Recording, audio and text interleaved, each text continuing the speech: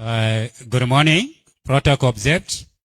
We are just here presenting our Muntu party led by President Stephen Nyirenda. I'm pretty sure that within some few minutes will be with us.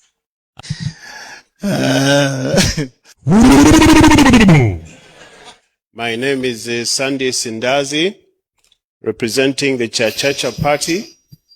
Our presidential candidate is not available for security reasons. My name is Abel James Mtonga, President of Common Cause Democracy. I'm pretty sure I've come alone. Although we should make sure that next time sitting arrangement, all president sits in front and not misplace. ECZ is in front. They were supposed to be that side. I thank you. My name is Reverend Dr. Cosmo Mumba, President of the National Revolution Party, heavily escorted by Tonse Alliance Council of Presidents. I thank you. First, my name is President Dr. Charles Chundangesa of the Reasoning Assurance Party. Reasoning Assurance Party. Sorry, I left out one thing. Ours is Reasoning Assurance Party. Tonton Kanya, Elio Vote. May I just interrupt? My name's Howard Kunda, President of Zambia Wake Up Party. We are saying, Zambians, let's wake up. My name is Anset Mwambasi Mwanza, the President of National Redemptive Insaka Party, the youth movement. So the youths are coming to take over leadership of this nation. My name is Moses Mawere, a President of Exodus Party for Peace and Prosperity, EPP, Kalulu Wachenjera. Thank you. My name's Ritual Siamunene, the President of New Focus Party. And zina yanga ndine Vincent Chaire, President for Radical Revolutionary Party.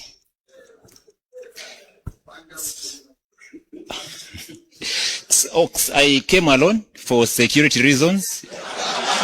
Good morning, everyone. My name's Ngoma Damiano, the President of Grassroots Patriotic Party. Good morning, everyone. My name is David Malomo, President of the Passionate Allegiance to Serve and Save Babas. Good morning. ERT Enoch Simon Poga Maikidero. Okay, the way you did at Mulungushi Conference Center. The next President of the Republic of Zambia. Please introduce yourself. Hold on. No, take it easy. I need to guide. Won't allow you that because this is it. Hold on. Take it easy. Let me speak. My name is Brian Mtare, the Development Freedom Party President, DFP Youth Kuchalo. I've come with my Secretary General. Boy, manina, bakomoni abantu. Good morning, everybody. My name is Dr. Bodwin Chilonga Kafwaya. I'm a president of a Junior People's Party. I'm really apologize for the committee. They are attending one of our friends not feeling well. Thank you.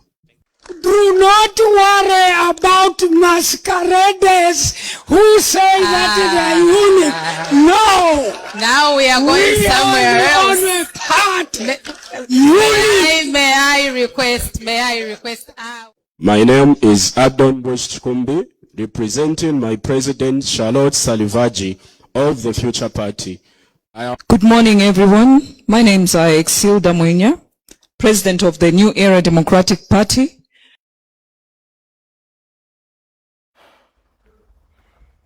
Good evening, Zambia, and welcome to the Hardball tonight, the 19th of April 2026.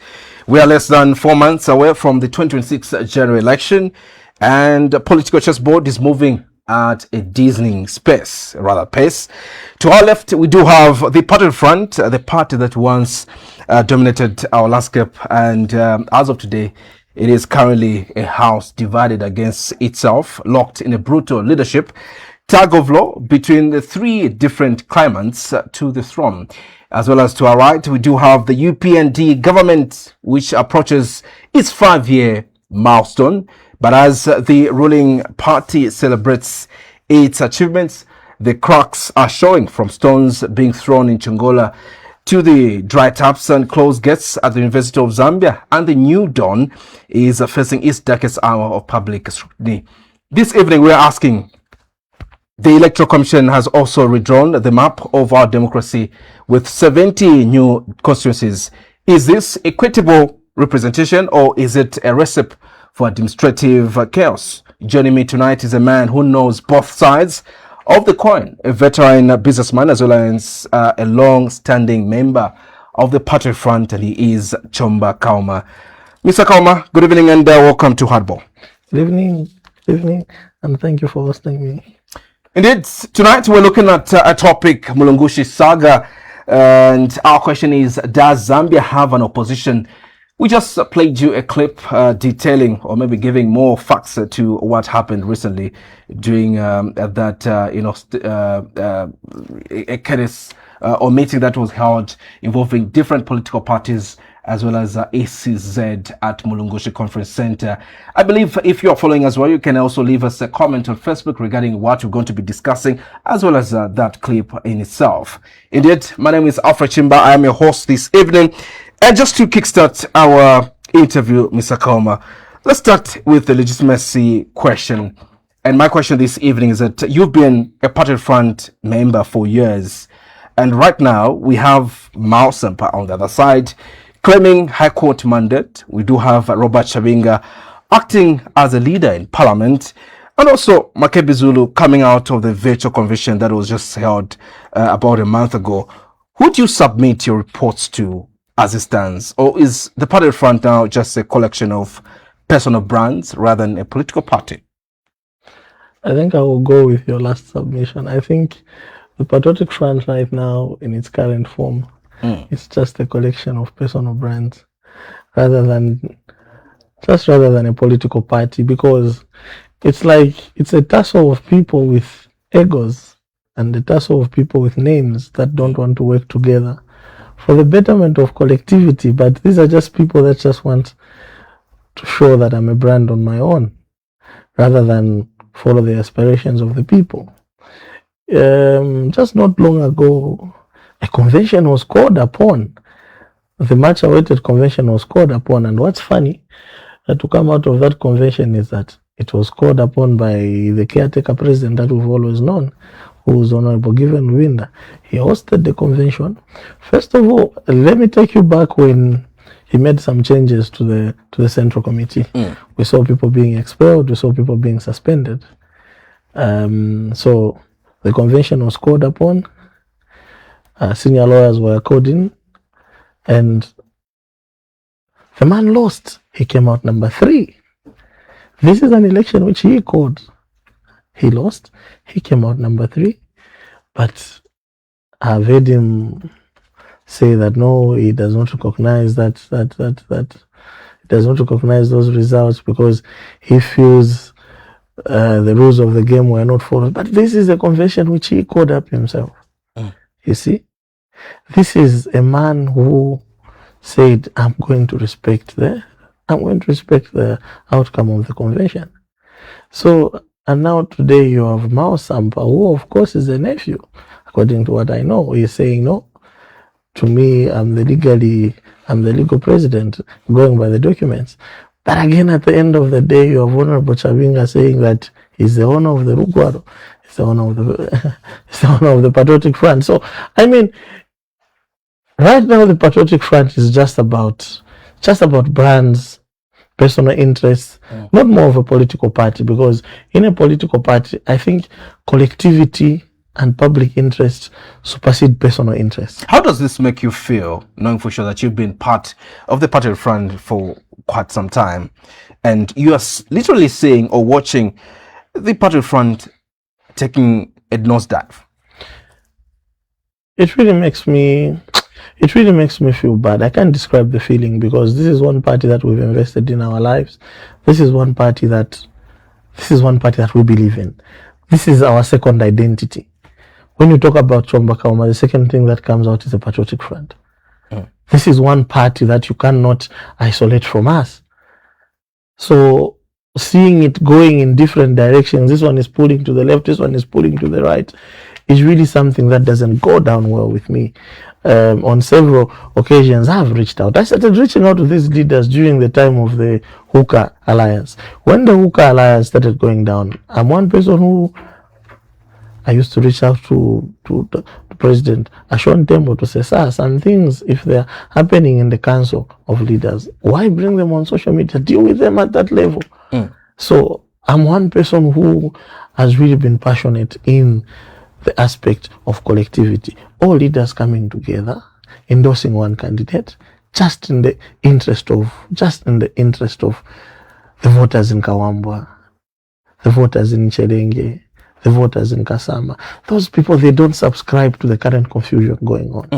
Now, with this internal warfare that is currently going on in the Patriotic Front, don't you feel that the Patriotic Front is effectively handing President Hakainde Hichilema a second term on a silver platter? I'm sure that's the direction we are all headed to, because we are 4 months away from elections, and we have I can't even describe the directions which our leaders have taken. It is, if you look at most of the new political parties that have come, they are all a breakaway of the Patriotic Front. They are all a breakaway of Patriotic Front. As it stands, do you think that a person like Makebi Zulu or Brian Mundubile is equal to take on President Hakainde Hichilema? Not as he stands in this election. He can stand as a participating candidate, but not to count himself as a winner. There's a difference between teams that go to the World Cup to compete and teams that go to appear. He can appear on the ballot, but certainly I don't think he can. There is no momentum. There is no wind of change. Why? It is because the Patriotic Front itself has stepped on the wind of change that people might have felt. We've stepped on the sympathy that people might have felt because of our own disorganization.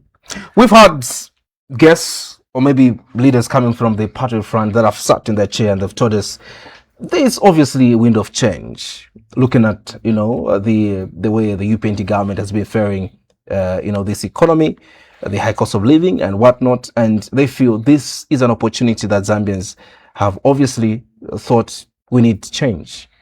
And you claiming that there isn't a wind of change at the moment, don't you think you're being unfair to the people that have obviously seen the wind of change? I think it's not a claim; it's a fact. Where do you feel the wind of change in the current economy, where we have a stable exchange rate? We have people being employed almost every day in the public service. For the first time, we are boasting of having our strategic foreign reserves starting at $5 billion. I was reading parts of the manifesto that my colleagues in the Tonse Alliance were launching, and when I look at that document, I thought it was just one of those newspapers that is praising what the current president has done, because it is just a collection of what has already been done. When you talk about... You're referring to the Tonse Alliance manifesto. Yes, I read that manifesto, and when I looked at it, I think it is just a collection of what has been done. According to you, they talked about job creation. There is no government that has created more jobs than the New Dawn government. You know that within a short period of time. I don't need to talk about numbers. Figures are there to speak for themselves. Health sector.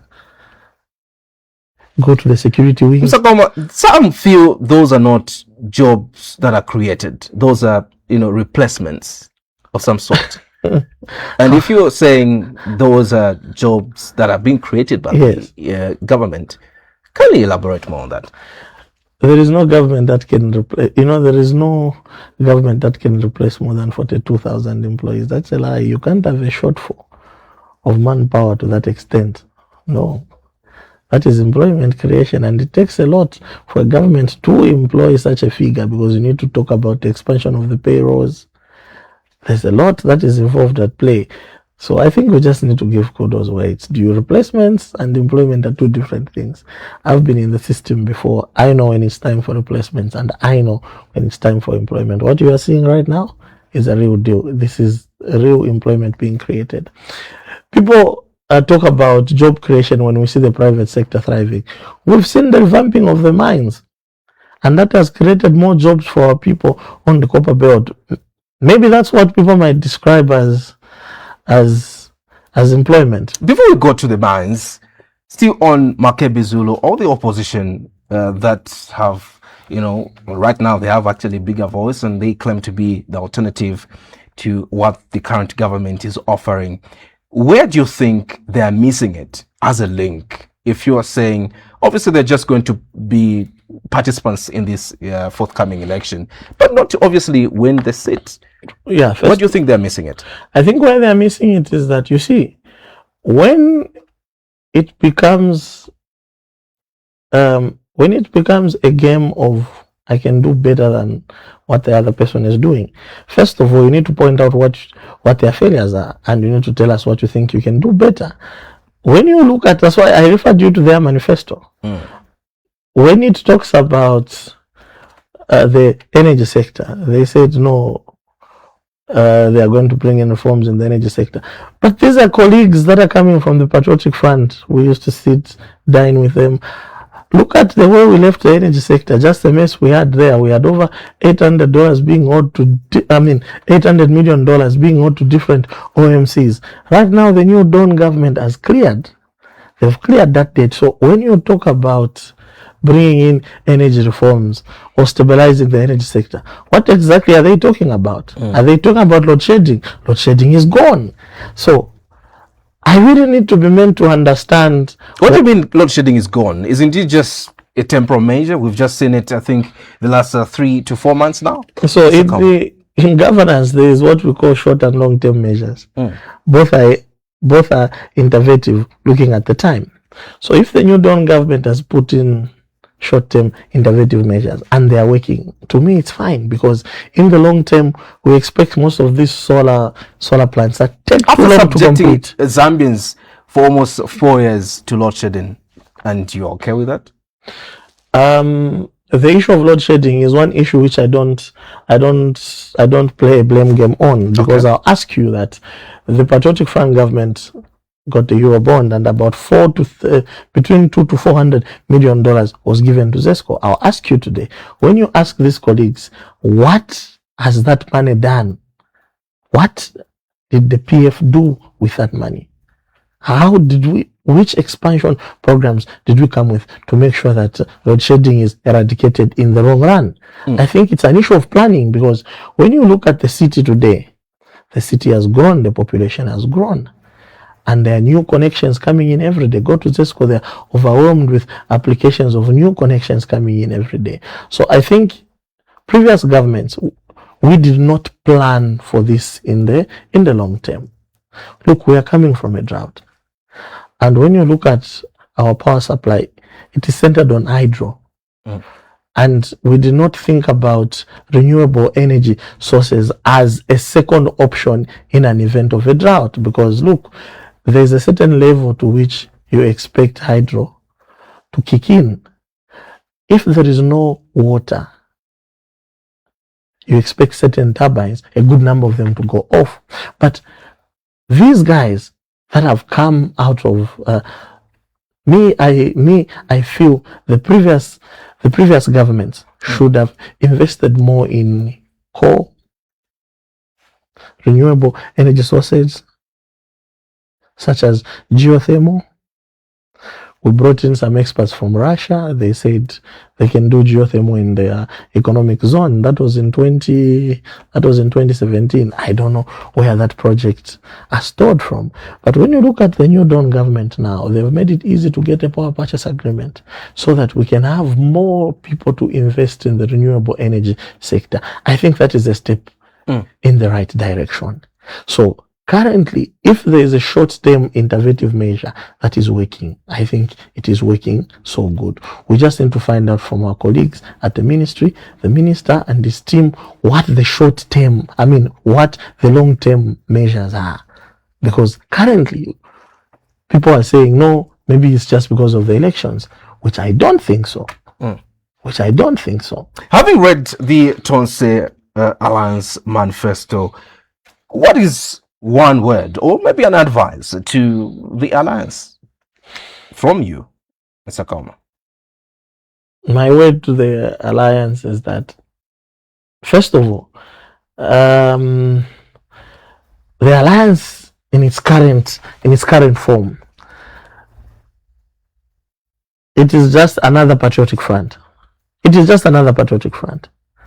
So my word of advice to the colleagues is that I think for now there is nothing better that we can offer than just supporting the current administration and just continuing to offer meaningful checks and balances. Is that democratic enough? Yes, that is democratic, because when you read the manifesto, just like I have told you, it is just basically a book that is talking about what has already been done. They are talking about stabilizing the kwacha. The kwacha is stable now. It is stable. Look at just how the kwacha performed in December for the first time, because mind you, the dollar is always bullish in the festive season. Because now the chain of supply and demand, the demand for the dollar is high because of holidays. People want to travel. Most corporations are closing. Usually, that would have been the time when we would have seen the kwacha against the dollar going to almost even 30. But look at where we are now. The kwacha has been stable at trading between 19, sometimes coming to 18, from November. So that is something that we just need to talk about in good faith and just appreciate the current team at the Ministry of Finance, the current team at Bank of Zambia. I read it in the manifesto. If it is not stable now, how do you intend to stabilize it? That is a question I would ask my colleagues in the Tonse Alliance, because they've talked about stabilizing the energy sector, which is currently stable. There is no debt being owed to OMCs. Look, the war in Iran has actually pushed up oil prices. You know that. You read about that every day. Countries have had to go to the IMF to seek bailout packages. Some in excess of $300 million, some in excess of $200 million. Now, when you are seeking a bailout package, it means you don't have internal solutions. When you don't have internal solutions, prices must go up. Prices must skyrocket. But look at in our case, look at the previous increment. In a time when countries are going to seek bailout packages, our increment was only a 1 kwacha. It shows how quick the government was able to intervene. It shows the work that the people have done in the energy sector. So when our colleagues are talking about stabilizing the energy sector, my question is how? And what are you going to do? Because those are the same colleagues that we had in the Patriotic Front. And when they left a huge bill of close to $800 million in the same energy sector. But now it is stable. And you launch a manifesto saying, we are going to stabilize it. What are you going to do? Let's come to the stakeholder chaos. Just before we started out, we went live. We played that clip giving more detail of what happened at Mulungushi. And indeed, last week's meeting, we did see about 50 plus presidential candidates. Some of the debates, were frankly embarrassing, Mr. Kaoma. But does this reflect a healthy democracy, or has the Zambian presidency become a joke for anyone with a suit and social media Facebook page? It's worrying, to say the least, looking at the type of opposition that we have today. Honestly speaking, parading yourself before a national broadcaster, parading yourself before millions of Zambians, saying you want to seek public office. Not a small office, but the highest office in the land. And you come alone because of for security reasons best known to yourselves. Look at the introduction you are giving. It's worrying to look at the type of opposition that we have today, and to say the least, that reflects a lack of seriousness on our colleagues, because you can just wake up today and say, I want to be president, and you go to Mulungushi. Not to say that I've come alone, you are alone. Not that because you've come alone, you're alone. No, you are just alone. You are just alone. There is no one who subscribes to that type of to that. I can't even call that leadership. That is not leadership. Those are jokes. That was more of a comedy event than a serious political gathering. That was more of a comedy event. And those are people that are calling themselves opposition leaders. How best do you think we can handle that situation going forward as a country? I think going forward, we just need to regulate how political parties are registered. Because I think now people are doing it for fun. Yeah, I know it's a democratic right. You and I can go and register a political party at any point. But I think we need to change the rules of the game so that we add a bit of dignity to these offices. You see, when you look at the behavior that we saw at Mulungushi, that tells you how unserious people look at the work of the president. That tells you just how unserious people take the office of the president. Because for a person that is vying for office of the president, first of all, your self-presentation should matter. Your self-presentation should matter. Yeah. Let's look at the youth crisis and social unrest, Mr. Kaoma. The University of Zambia is currently closed again, and we've seen students protesting, and even a tragic death which was recently recorded at the very institution. If the government cannot fix a water pump at our highest institution of learning after nearly 5 years in power, how then do you think they can claim to manage a national economy? The issue of UNZA is an issue of management. And I don't understand the work of the Dean of Students. If it can take a life to be lost, that's when a Dean of Students and a Vice Chancellor comes to say, we've had this problem for a long time. First of all, it's an issue of planning. Look at the population at UNZA. Do you know that those hostels at UNZA were built to accommodate less than 2,000? But today, UNZA, just go in UNZA there, people sleep 4 or 5 in a room that is just supposed to accommodate 2 people. So you find that a bathroom which was supposed to be used by 50 people, it is being used by more than 500 people. The sanitation problem that is at UNZA, it's a more management issue than a government problem, because there we have the Dean of Students, who is a direct interface between management, the union, and the student populace. And UNZA is not a free institution. There are people that are on bursaries and there are people that pay.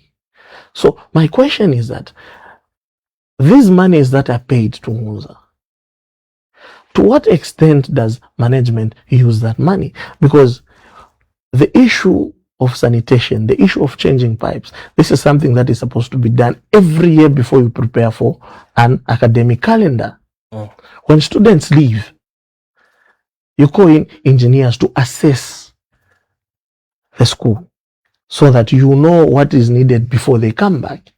So to me, it is more of a management issue than a government issue, because it is the same management that is supposed to write to the Ministry of Education to address the situation at hand. Now, every time you see the Vice Chancellors coming to speak is when the President is there. Trust me, President Hakainde Hichilema has been at Unza more than any other president.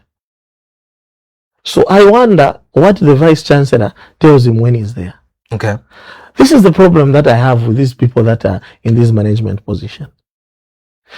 You are sitting on a crisis at an institution of higher learning, the biggest institution. You are sitting on a crisis. This is something that you know.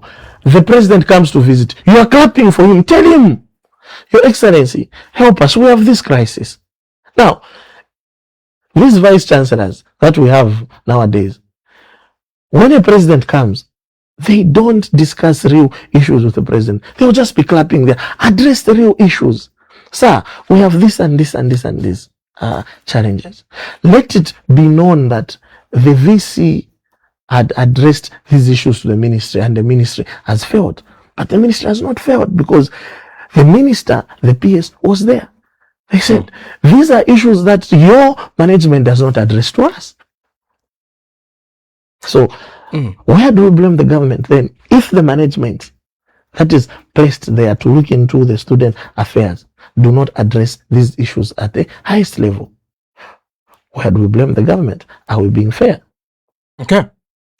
Before we look at the Edgar Chagwa Lungu's legacy and the 1 year mark, unburied mark, let's look at the recent appointments of High Court judges as well as Constitutional Court judges.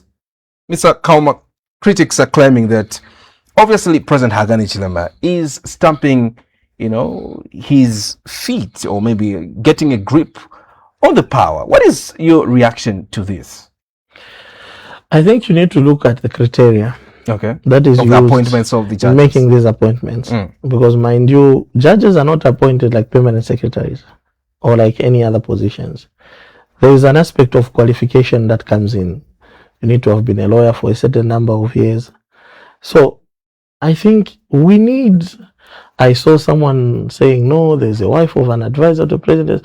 Look, we should not reduce qualification to proximity or to time. I don't understand how for now if a person is qualified for the job, why should we reduce it to proximity to the president? If people are qualified and people have been vetted and they deserve those jobs, I think let them be appointed to those positions. If you remember very well, in 2021, I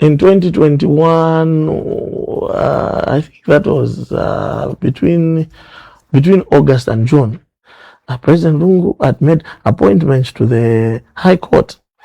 One judge that I remember that was appointed then was Judge Mwakame Kadide. She came from the Magistrate Court to join the High Court bench. Was he also stamping his foot on power? No. They shouldn't be, in Zambia we like reducing everything to politics.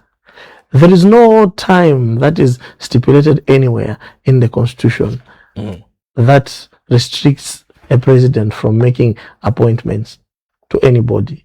The president can make an appointment just after he's sworn in. He can make an appointment. He can make an appointment before the dissolution of parliament. Do you know that even 3 days before dissolution of parliament, if the president chooses, he can make appointments at ministerial level? Because that is his job. Okay. So are you telling me that, looking at, first of all, people complain about how long cases take at High Court level to be adjudicated upon.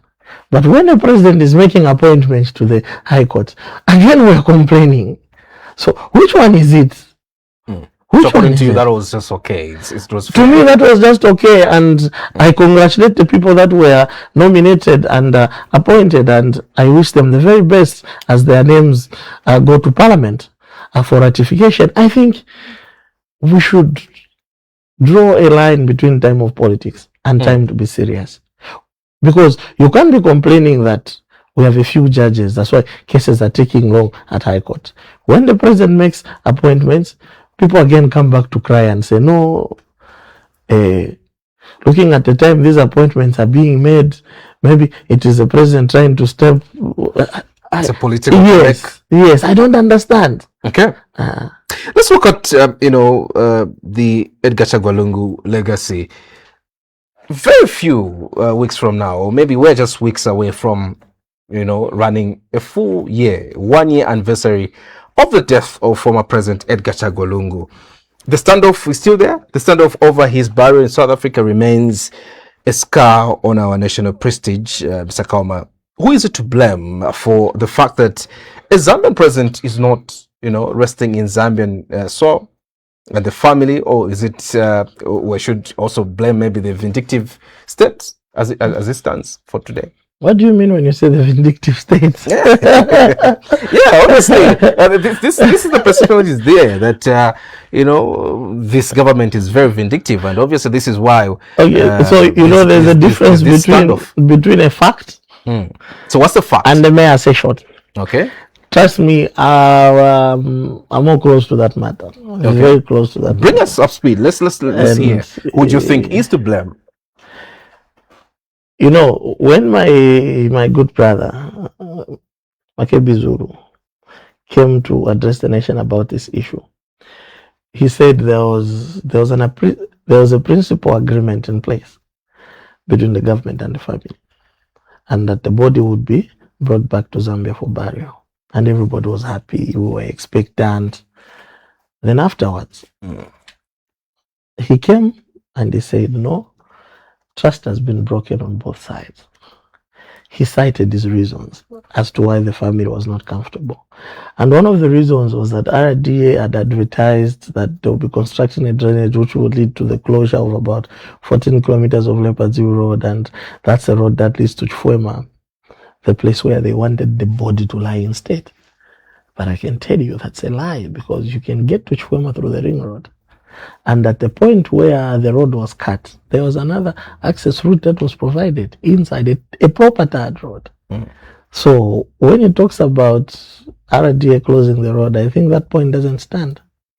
The other point they talked about was that no, the program was printed without a consultation of the family. Obviously, yeah. Yes, and some contents were they didn't sit well with the family. I think those were issues to talk about. And you saw the Secretary of the Cabinet. He came in and he said, okay, you tell us the contents of the program that you're not comfortable with, and we remove them immediately so that we proceed. But the family still said, no, they don't trust the government. So you've brought in your issues and said you're not comfortable with these. And this government on the other side said, okay, fine, we're going to remove these issues that you're not comfortable with so that we proceed. Then you come and say, no, we don't trust you. Then where is the problem? Who is the problem between the two? Mind you, the current court judgment in South Africa does not favor the family. It favors the state. Because the South African High Court ruled that the body be handed over to representatives of the government. So if the government was brutal, before the family could file in an appeal, the government would have grabbed the body by force. But Secretary of the Cabinet said, we can't use force because this is a matter that involves the state and the family. We shall continue engaging the family until we find a lasting solution, because we can't bury without the family. Who should we blame then, as it stands, Mr. Kaoma, for the delay of burying Zambia's 63rd Republican president? To me, it is not an issue of blaming. Okay. To me, it is just an issue of looking at the bigger picture and the nation at large. Because we've kept the nation in limbo.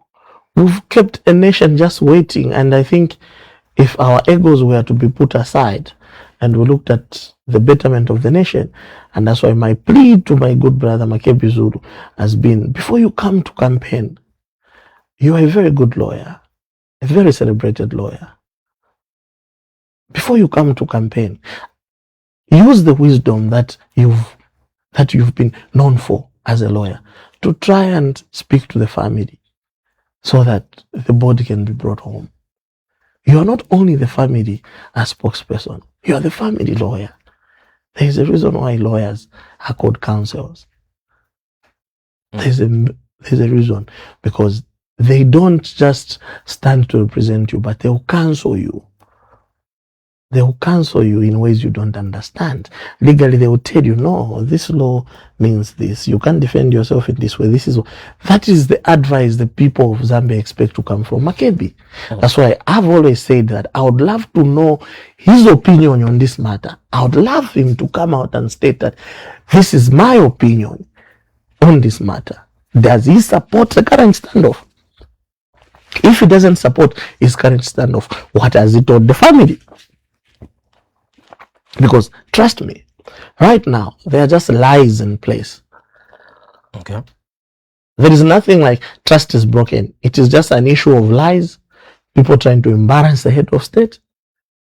People trying to embarrass the UPND government. People trying to paint that the president has no heart. People trying to paint that the president is brutal. That is what is there. Because the government has said, how best do you want us to handle this issue? Tell us the contents that you are not happy with. We remove them so that we proceed. Then the other party keeps on saying there is no trust. As it stands, do you think that we are going to bury ECL before election? As it stands, I don't think so. I don't think that is possible. Because the people that were sent to mediate, the people that are supposed to come and update us, in Osaka, they are busy campaigning. They want to take over the leadership of the person that have not yet buried. That is a taboo. Even if you go to chiefdoms, they will tell you, you can never install a chief before you bury another chief. That is a taboo. I interact with chiefs. I've sat with Chief Mumbi, the senior chief, where President Lungu comes from. He's the chief in that village, in Patriotic. I've been to his palace. The man was one of the people that the government sent to go and sit with the family. And the family refused. They refused to give an audience to the chief. So where is the problem? The former president of Malawi backed out.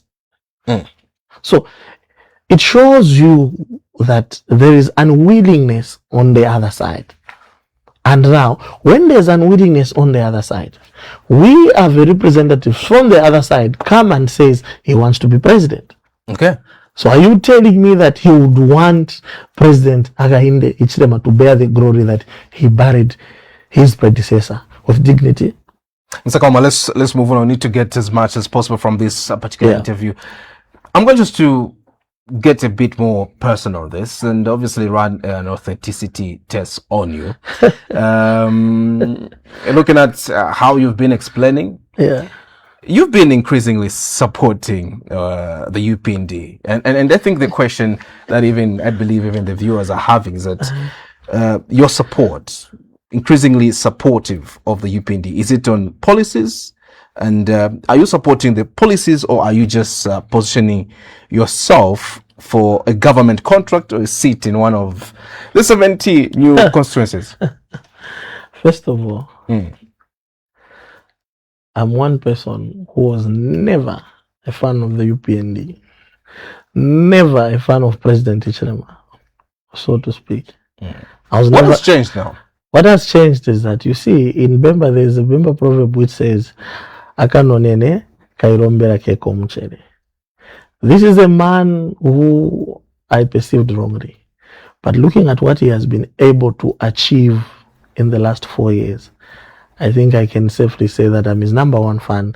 It's inspirational to have a president who's offered himself selflessly to the Zambian people. He's not interested in the presidential salary. He's interested in working for the people of Zambia.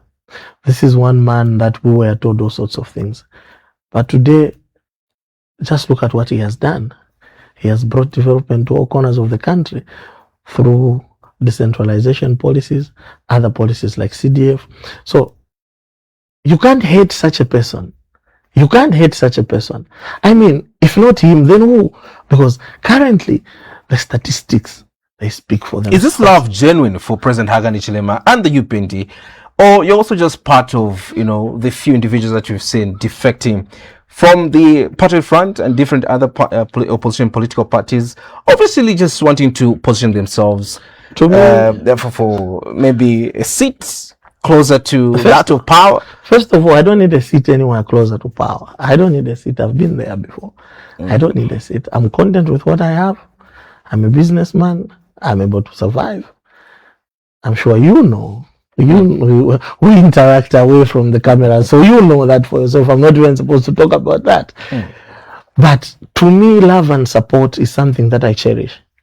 And that's why I've been quiet, because I've been watching this man in the background, looking at what he has been able to achieve, and looking at what the gentlemen that I have been with in the Patriotic Front, these are people that I know, and I know they can't beat his developmental record. The track record for this man is unbeatable so far, because what he has been able to achieve in the last 4 years, it is something that I can't personally describe. I'll challenge you.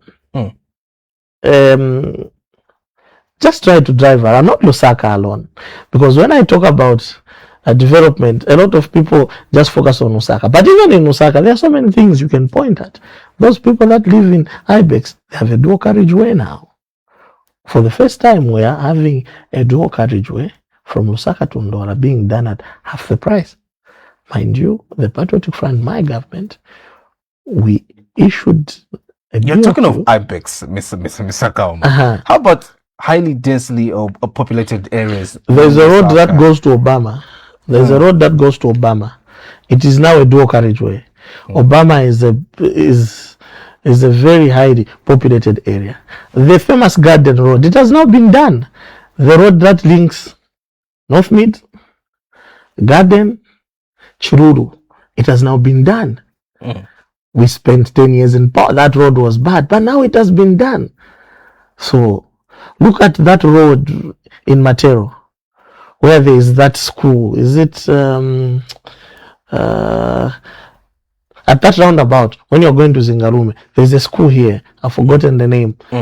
Matero is one of the highly populated areas. But look at the road network there. 5 years of the UPND, just be honest, Mr. Kaoma. Yeah. As a businessman, are you better off today than you were in 2021? And looking at the camera, that's your camera there. Who are you officially endorsing this year, 2026?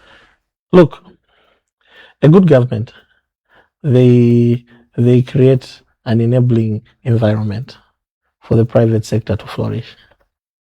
It is only a government with good policies where you see massive investments in the private sector.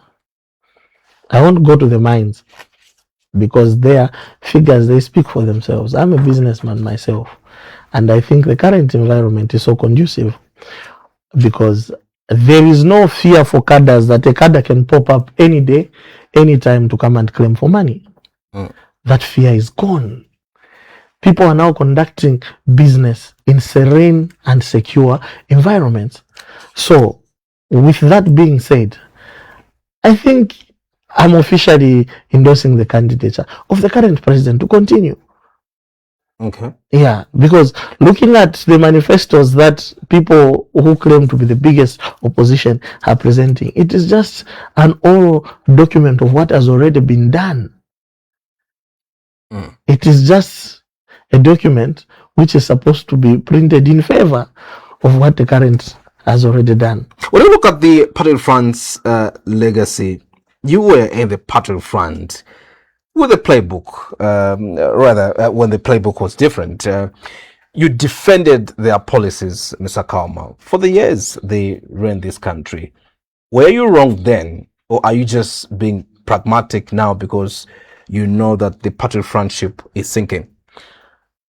Trust me, I'm a person who's factual, and I stand on my words. I don't backtrack on my words. That's why I take too long to support. Every government has got its very good policies. Trust me, the Patriotic Front had one of the best infrastructural transformation agendas. Look, I'll tell you, the Patriotic Front government alone constructed 72 district hospitals. There's a Kalindawalo hospital in Eastern Province. there is a district hospital at the Highland on Lake Bangweulu that was constructed by the Patriotic Front in Chirubi. The Patriotic Front government alone, look at the Lusaka decongestion project. Today, the PF can boast that we decongested Lusaka. We built more hospitals, we built more schools. That's why today the New Dawn government is able to employ over 42,000 Zambians. You see?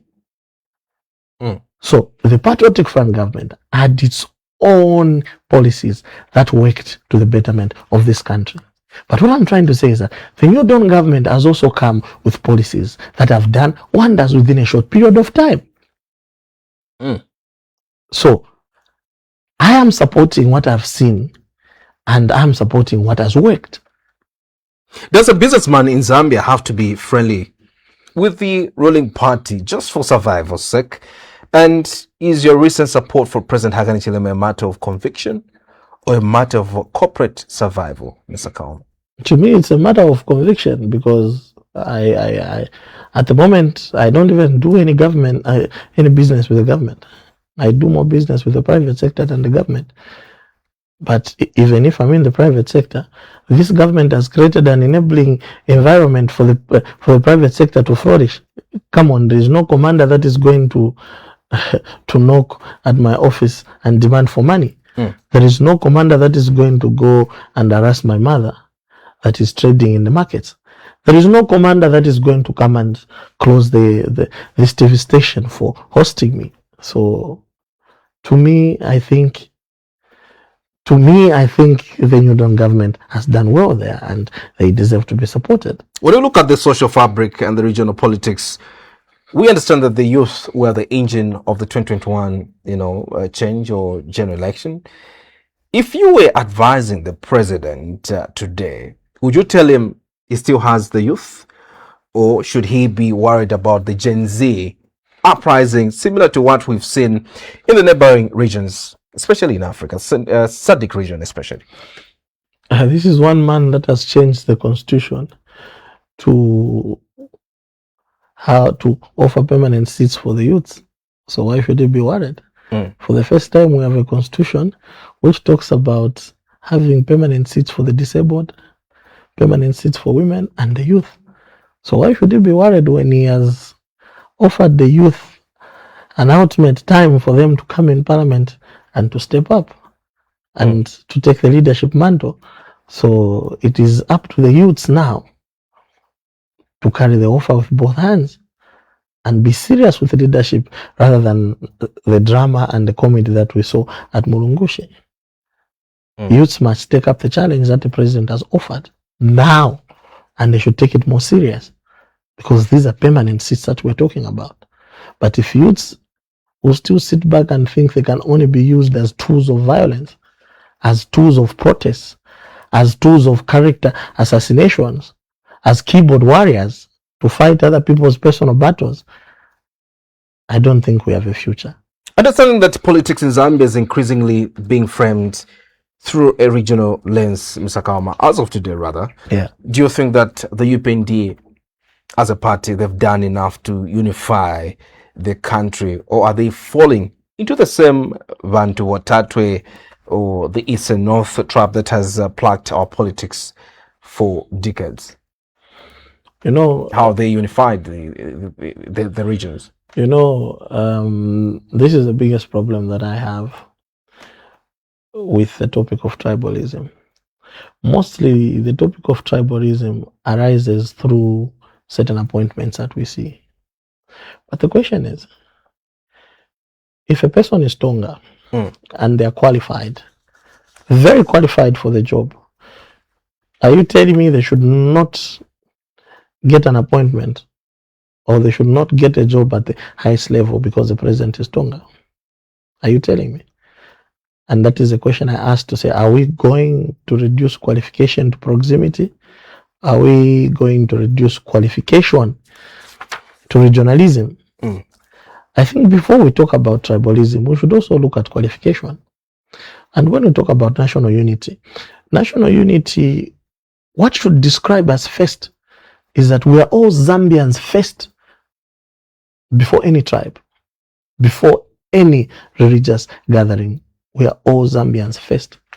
We shall remain Zambian. Whether Tonga, whether Lozi, whether Bemba, we are all Zambians. That's why we are one Zambia, one nation, one people. Mr. Kaoma, let's bring in 3 calls and see what the people have to say before we go for a fire round this evening. The number is on your screen and the phone line is open. We want to engage with you. We do have Mr. Chomba Kaoma. He's a businessman as well as politician. What question or contribution do you have?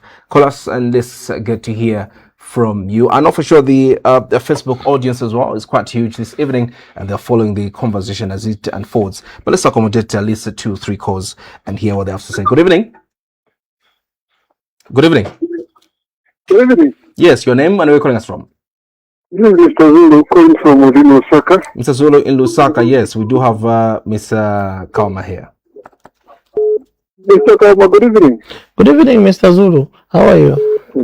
Fine and good, Mr. Kaoma. I'm blessed, Mr. Zulu. It's good to have you on the Mr. line. Kaoma, I just want to congratulate you and say that you are the man. Thank you so much, sir. All right. Thank you so The way much. you are speaking and the way you are coming out, it's really clear that good people can really see and understand and see the direction of the president. Okay. Thank you so much, Mr. Zulu. Thank you so much, Mr. I Zulu. just want to wish you all the best. Thank you so much, sir. All right. Let's pick up a second call and hear. Good evening. Good evening. Hello. Okay. Yes, your name? Where are you calling us from? I'm from Bala. From Bala. Yes, your name? Mwemba. Muma. Mwemba. Mwemba. Reduce the volume on your TV, Mwemba. Hello? Hello. Mr. Mwemba, reduce the volume on your TV. Yes, am I online? Am I on? Yes. Am I on? Yes, we're getting Okay. you. Mhm. Yes, I just want to contribute on the program, which is on Crown TV. Go ahead. Yes, I'm sure this man is just right, the way he's talking. Okay. Yes, we have to see the work that the new current government that is doing, just doing okay. Okay. So let's support him and follow the procedure. Thank you so much, Mr. Mwemba. We appreciate it. And our last caller this evening. Good evening. Good evening. Yes, your name? Where are you calling us from? Yes, I'm Soko no, calling from Kafue. Mr. Soko, yes. Yes, please. Mr. Kaoma, good evening. Good evening, sir. How are you? Yeah, I'm all right, sir. Yeah, I've been following this program since it has started, and I would like to say congratulations to Mr. Kaoma. Okay. Yeah, man. You know, these things we've been. I was a supporter of PF. Yes. And PF was a very good party. Yes. But because of selfish individuals, we lost it. All right. And you know how God works. God brought this government now with under the leadership of HH, and we've seen massive developments. Thank you so much. You see, we are enjoying peace in Zambia. Yes. You can do business without any problems. You can go wherever you want without problems. There are the only commanders we know are from Zambia Army now. Yes. Like at first, we had a lot of commanders. You can't even know whether these commanders from ZNS or these commanders from Zambia Army. And if you talk of business now, in the previous government, you could do business, you could even get contracts without proper papers. But here is this new government. Unfortunately, we have to go, Mr. Soko. Thank you so much. We have to go, unfortunately. So those are some of the responses that we got feedback from the viewers. Unfortunately, we couldn't just accommodate as many calls as possible. But let's do the last, fire round, Mr. Kaoma. These are short questions or short answers, one-word answers. Sampa or Chavinga? None of the two. Is the kwacha overvalued or undervalued? Is the kwacha overvalued or undervalued? In what aspect? In what aspect?